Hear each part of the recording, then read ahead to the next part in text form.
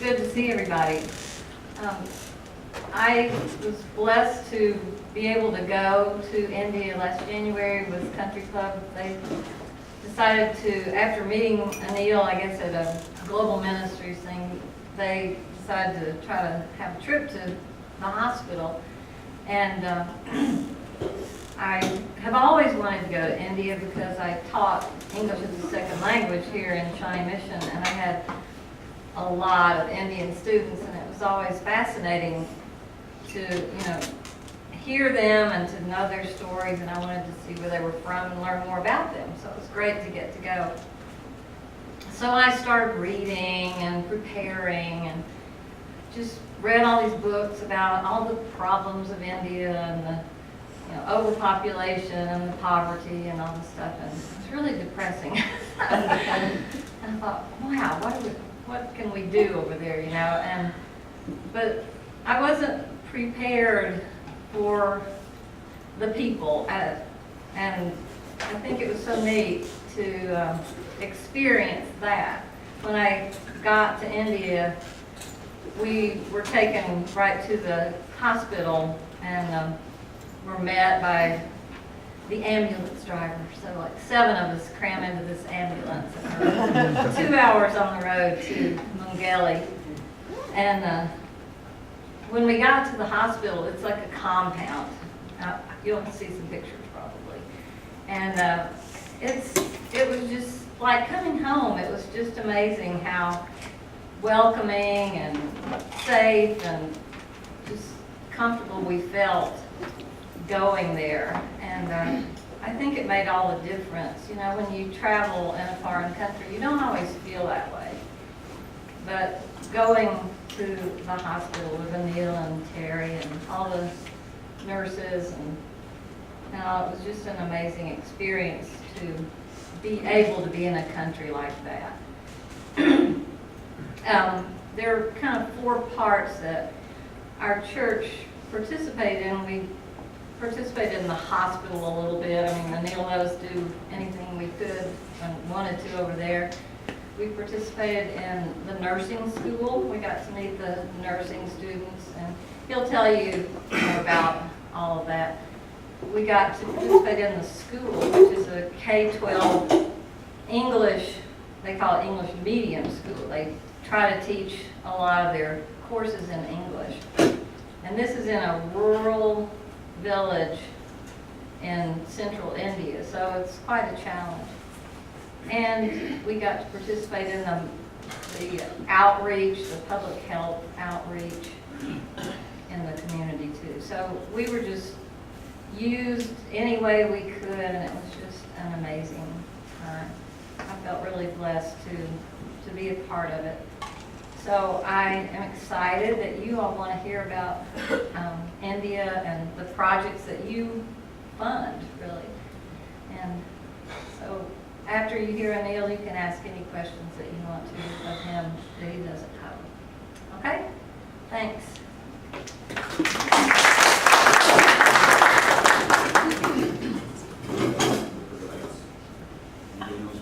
I do.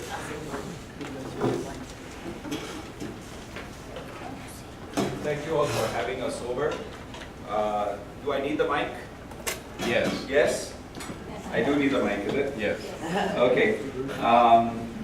Thank you for having us over, and it's great as we're traveling around different churches. Of course, this is one that also supports the work that we do, but always meeting new friends. So I would just like to throw a whole bunch of pictures at you, basically to tell you how we are doing what we're doing right now and how we get there, and just the whole story about what we do. And then after that, have some fun with some questions and see where the group would like to go from there. So basically, just to tell you, my mother is from a place called Avon Lake.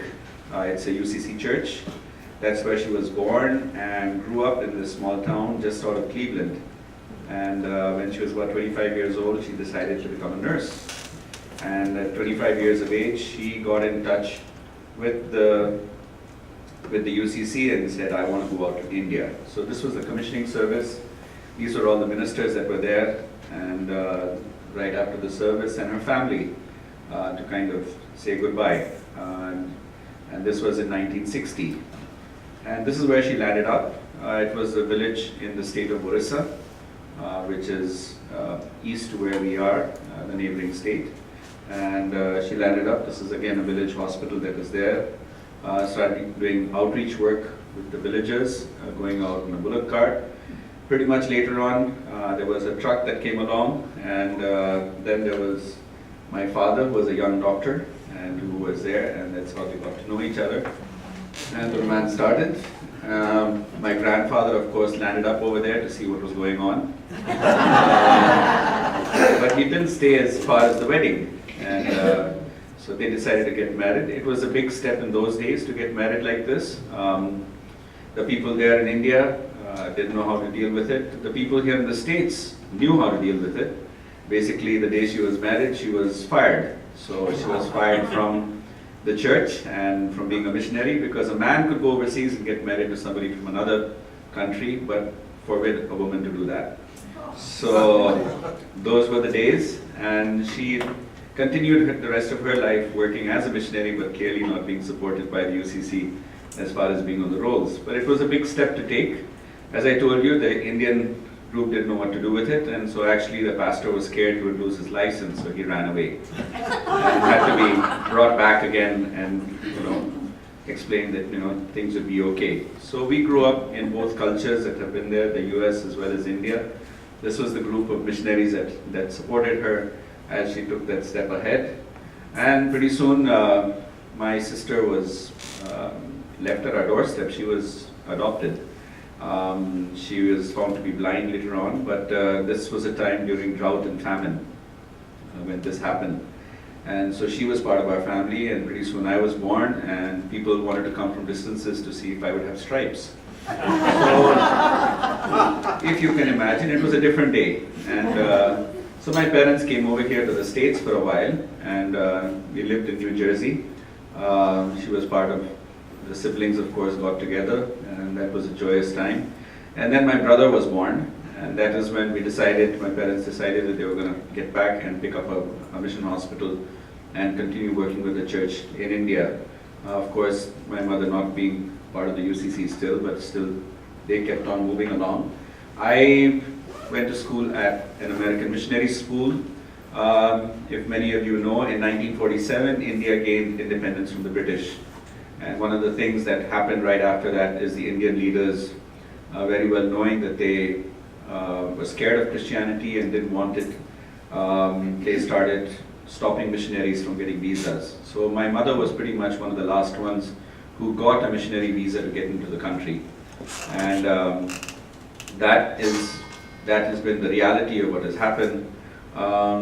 So pretty soon this missionary school, in order to continue its meaning, it went on to become an international school, and that's where I graduated and did my schooling from.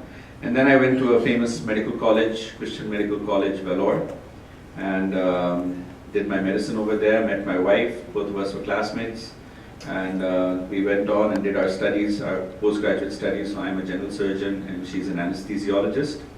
So we call each other with a knock and chop team. So then we came here to the States, and after working with about 8 years with my parents, we came here to the States and worked in Nashville, Tennessee. We were here for about 4 years, really enjoyed the life that was there, and really it was a good time to be with family and friends here in the States. But we decided that you can see the kids were all small. We had 3 kids, and this is my sister-in-law's family, and they have 2, so we really enjoyed the time here in the States. But we realized that God had other meanings for us, and we wanted a challenge in life. So basically, the UCC, we got in touch with them, and they asked us to pick up this hospital. And as many of you know, and Kathy just mentioned that, or Sandra mentioned that the UCC and the disciples are pretty much together with Global Ministries. So they asked me to take over this hospital in Mungeli. I had never been there, I had no idea about it. The best I could do is ask my father to have a look and see if this is where they want me to go. And so he took about a 10-hour drive, and the only thing he could say is, you wanted a challenge, you got one.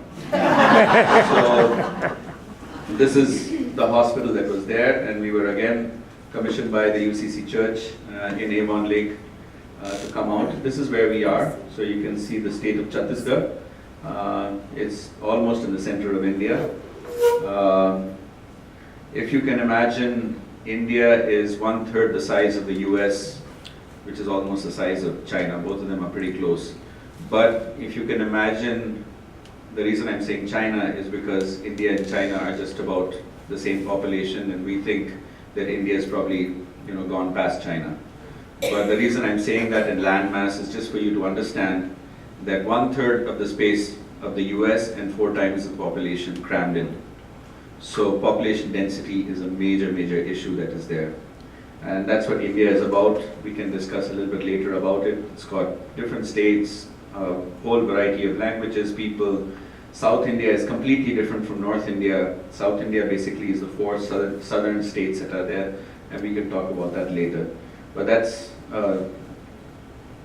India. But here is the hospital that we went to. It was started in 1896 and was pretty much a disciples' hospital. This was the first building that was there in 1902, and that's where everything started. 1826, you can see 3 arches have been added in the front of the building. It's being taken care of very nicely, nicely whitewashed. The tiles look good, everything looks great. That's 1926. 1920 to 47, Victor Rambo was there, and I don't know if some of you have heard the name. He was supported quite heavily by Independence Boulevard Church in those days, Kansas City, and a lot of the Kansas City and people around this Missouri and Kansas knew of him very well because this is where he grew up. But he was very famous with eye work and helped a lot with the situation of eye in India. And this lady is Mrs. Springer, a lady who had lost her husband and went over to see Mungeli and decided to come back to the States, do her nursing, and at the age of 51 she went back, spent fabulous 15 years there, was a great builder, and all the wards in the back were 3 wards were built by her, either from money that she had raised or her own money. One of them was even from a wedding ring that she eventually came here during the Depression, and she sold that wedding ring and made one of the wards that you can see in the back. But you can see here, these are the 1940s, and the crowds were very much prevalent in the hospital that were there. But then as you see the 1970s, the place starts getting deserted and starts falling apart. Here you can see windows are falling apart, and that was the old ward that was there. Well, that ward actually was built around 1965. So by 1980, you can see it's pretty much falling apart. And so here we were, this is our first day in Mungeli, at a hospital which had almost closed down for 40 years. And this was the first day. This was the house we're supposed to move into, so that's the living room, and that was the kitchen. So it was a mess. I stayed around there. Terry went off. My wife Teresa had to go off with the kids, and especially my daughter was getting ready for boarding school. So she didn't land up there for the first 3 months. And I was busy with what I could do with all that was there. The place was in shambles. There was hardly about 4 patients in the hospital. The first day I landed up there was a patient with peritonitis because of a huge kidney which was full of pus and rupturing into the abdomen. And I knew I had to open her up. So we found some ether, we knocked her out, and that was my first day at work. The wards, as you can see, were all deserted. The upper floor was full of bats. There was even a dead monkey that was rotting up there for years. They were using just 1/4 of the area, and patients started coming in. So they came in, carried in bullock carts. You can see a bullock cart being dragged by a tractor as it got stuck in the monsoons. But any way that they could, they would come. We had very little in our hands, so one of the rooms looked a lot like that. This is just, we had no incubators, so it's a little baby just getting warmed with the light that is there. But the ward started filling up very fast, and that was the ward. This was a room where I had 3 beds, and that was my casualty, my delivery room, and my ICU. So 3 beds where I could concentrate on patients. And the upstairs, as I told you, was full of bats. And patients come with all their relatives and their family. So you can see they come with firewood, with pots, pans. People are sleeping all over the place. Basically, they've come there to camp on the hospital campus, and you're the ones who are supposed to provide them the tent. They bring everything else with them. So here you can see everybody is sleeping all over. Very difficult to take care of patients in that kind of a situation, and you have even more people sleeping all over the hospital. So by 2005, this is what we built, and it was only for the relatives, just to get the relatives out of the ward. And that's how it looks inside that yellow building, where they can keep their pots and pans in cubby holes, and they can throw their firewood on the top. At night, they sleep on the bare floor. You can see a mat which is there, and the fans are turned on to keep the mosquitoes and everything away. So that basically is free of cost, and one way in which we could get all this crowd out of the wards and try and start doing some work. This was my first ICU that I had. Just very simple, 2 monitors that had been donated to us, and we started out like that 2005. But then pretty soon, about 3 years later, we put in the same room, have put in all the rest of the gadgetries, monitors, ventilators, the works, so that we can take care of sick patients. Most of our patients come to us very sick.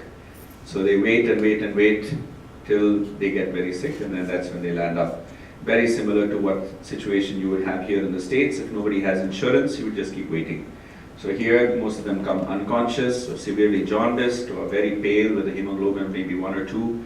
Very, very sick patients, and so they would be landing up in a place like this. And we have 2 more ICUs that are step downs, as we've been able to stabilize them and give them, get them out of the ICU so somebody else can take a space. These are the same wards that you saw before, which have been cleaned up and fixed up. Lots of babies, 850 deliveries a year. So you can see mothers at different stages of delivery that are there. And of course, when they're delivered, we have a lot of complications with babies because they come to us very late for their deliveries. So we have a lot of tiny babies. Our average baby weight would be somewhere around 4.4 to 4.6 pounds. So if you can imagine, it's very small because of the fact that people are malnourished and they have anemia. So very small babies, and you can see all of them lined up over here. That's the newer nursery that we have. This is just to give you an idea of the kinds of cases. We have any kinds of cases that may land up to us, and we would have to do something with them. So this is a child who has an omphalocele and is basically born with the intestine outside like that. And you can't instantly put it inside, otherwise the baby will die, will not be able to take any breath. It cannot breathe basically because the intra-abdominal pressure and intrathoracic pressure will be too much. So we've actually taken a blood bag and we've sutured it to the abdominal wall. And every day slowly we squeeze the bowel into the tummy. And in about 3 weeks you can see most of the bowel has gone back inside, and we're ready to close the abdomen. So even in situations here in the States, you would definitely have an issue, and thousands of dollars would go behind situations like this. But here we're able to take care of it at a very cheap rate. This was how my power looked, and that was my first generator. So basically good enough just for the OR light, and the electricity goes off 4 or 5 times a day. So if the lights go off, it's very difficult. If you can imagine hospitals, we have to pump our own water up into the tanks, and especially if you were on a ventilator and the lights went off, you would hope that the lights would come back fast. So this kicks in. We have our first generator came in 2004 and kicks in within 7 seconds so that ventilators and things can keep moving. In 2007, this was a bigger machine that was there, and now we have a massive one which takes care of all the needs of this huge, of all the institutions that are there together. This is a little fellow who I got to know was very small and was being nursed by the dog. Then I used to have a lot of fun playing and teasing him with chicken. And you can see a chicken leg over there, and then he became too big to play with after that. A lady who's having to wash clothes by hand, definitely a very hard job to do. And so we put in the laundry machines so everybody could, the job could become much easier. These were the buildings that I had. This was built in 1902, as I told you. It has a tin roof with bricks on top of it, and the bricks were basically kept because the monkeys would jump on the roof and the roof would come off. And they didn't have money, so just weighed it down with bricks. These buildings were built in somewhere around 1960. This building was built in 1935. but basically this was the central building that we had, and we started putting that together, put a floor in the middle, and started fixing it up. There it looks a little bit better. Downstairs are all my outpatient department, and upstairs we made classrooms. And that's how we did it, and then we put on the blood bank on the top there, and this is a conference room that is there on this side. So this is pretty much completed there. We started putting in staff housing. In 2006 we completed that. That also is part of my guest house area right now, so guests who came, and Sandra was staying down there when they came. Monkeys and all. Yeah. This is the only operating room that we had. They had 2 beds in it, and it was, if you can imagine, very difficult. Our days were very long days because we didn't have enough operating space. We start at 7:30 in the morning with our work. 7:30 to 8 is morning prayers. 8 to 9:30 we're seeing our patients in the inpatients, doing our wards, making sure that our admitted patients are all well. By around 9:30 we have outpatients waiting for us to be seen, and we go ahead and see those.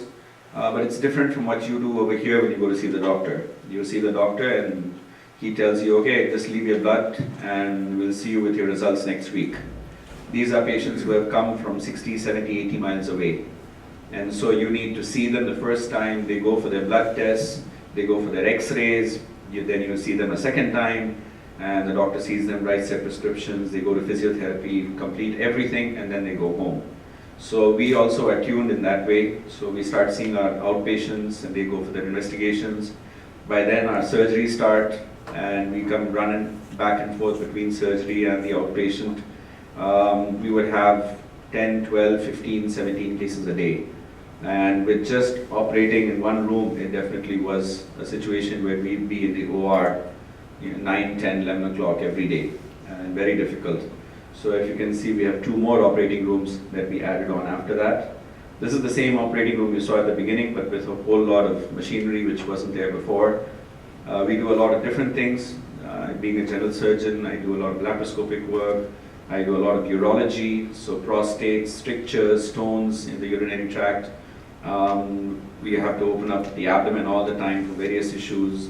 The chest once in a while. I do ventriculoperitoneal shunts for neurosurgery, as well as trauma. We take out blood clots, so we do craniotomies and things like that.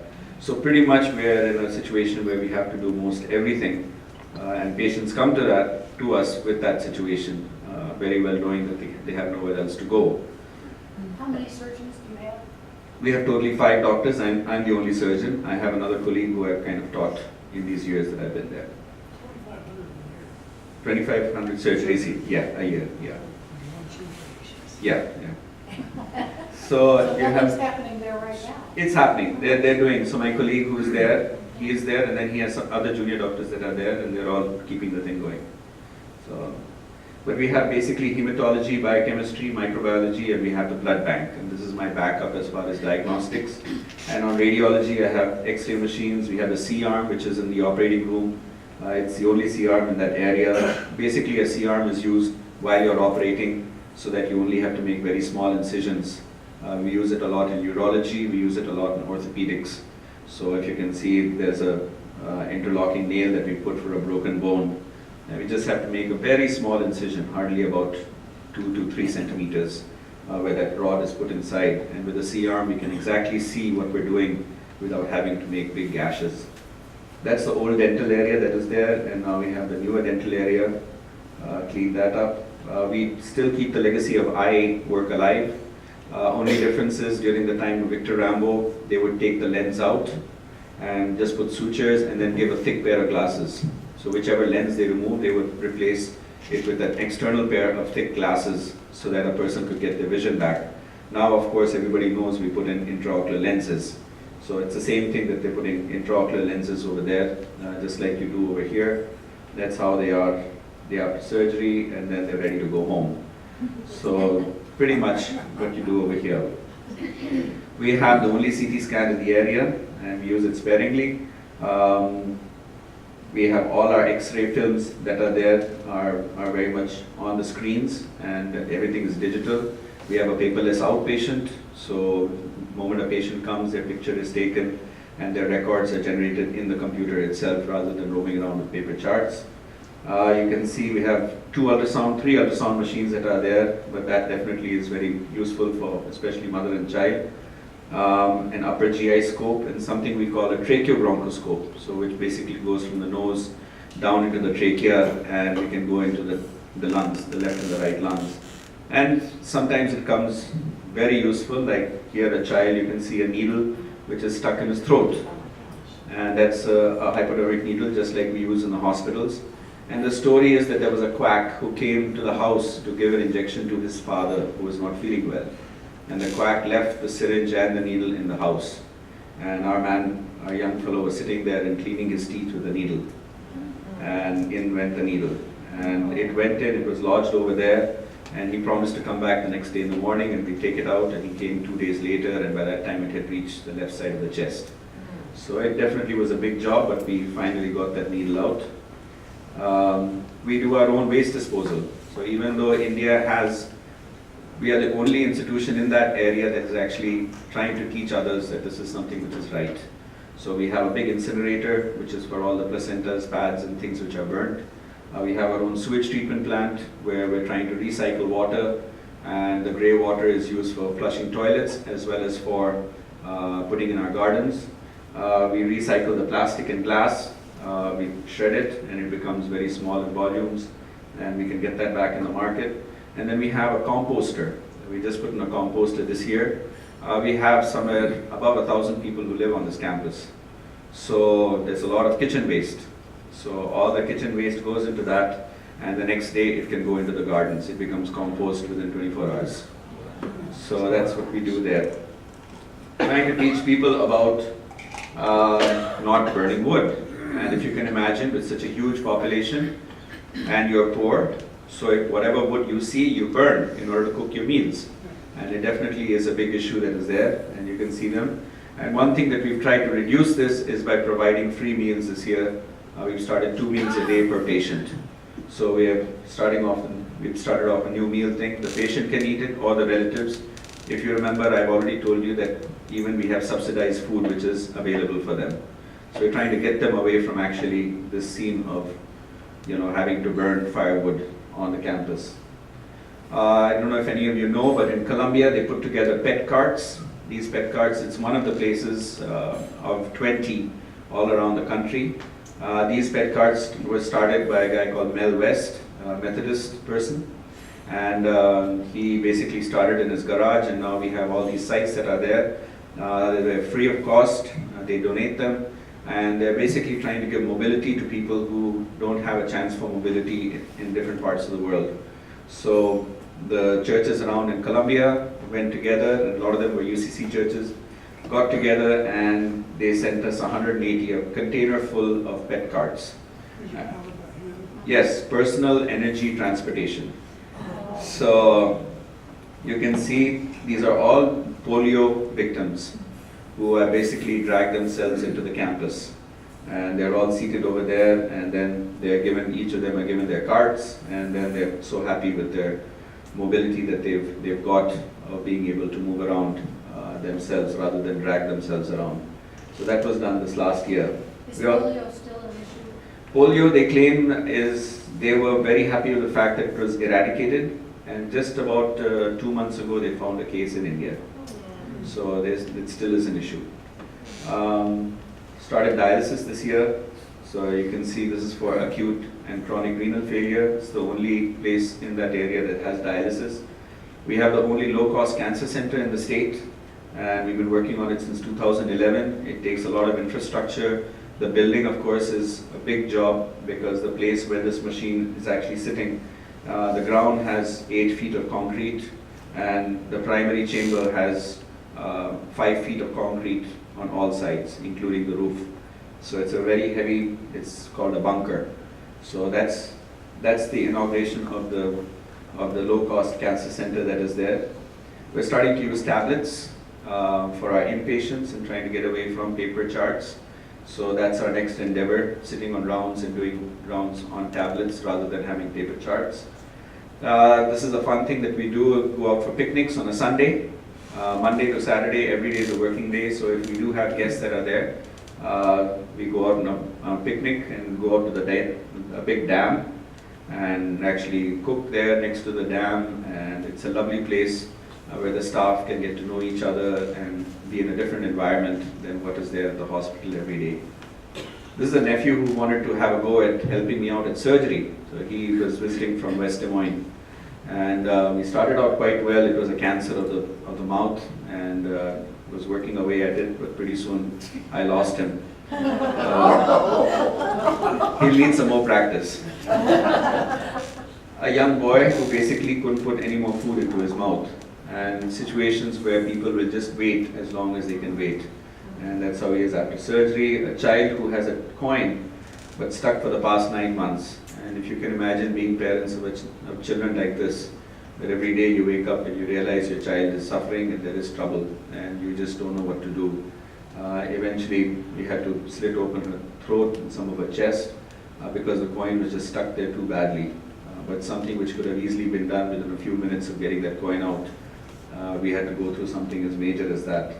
This is a child who has a massive tumor on the right side of the liver and is every day just growing. So it's a cystic teratoma that definitely has been there from birth, and it's just growing and growing and growing. And that's how she came to us. She was about 52.8 pounds. We're sitting there and trying to examine her and tell the parents that when we take her into the OR, she may not come back out alive. But luckily she was able to make it out and was about a little more than 20 pounds lighter instantly. You can see how thin she is. We had our first set of conjoined twins that were there just before I left, and that was very exciting. But as you can see closer, they were female babies.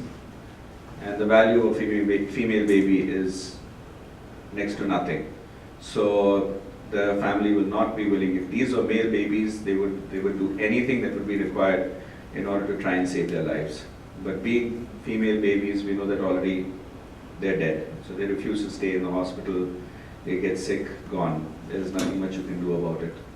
So looking at the plight of women, we decided to move ahead and said, let's start a nursing school so that we can help our own patients as well. If you can think of it, 8% of the girls in that state actually pass 10th grade, which can tell you itself as to if women are not going to get educated, where their status lies for the future. And so we decided to run our own nursing course that is there.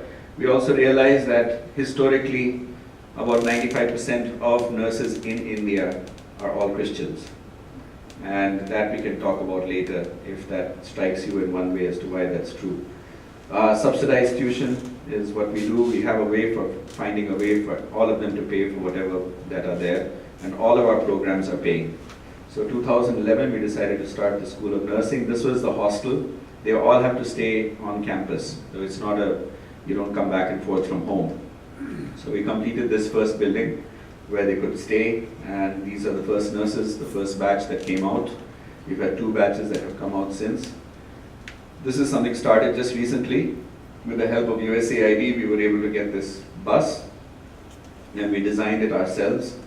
Basically has a driver and a co-driver front here. The next window that is there is the traveling compartment. That's also the pharmacy.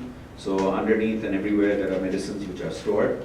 The window after that is a small compartment where there's a lab. And so he has an autoanalyzer, and he's got a cell counter and a microscope.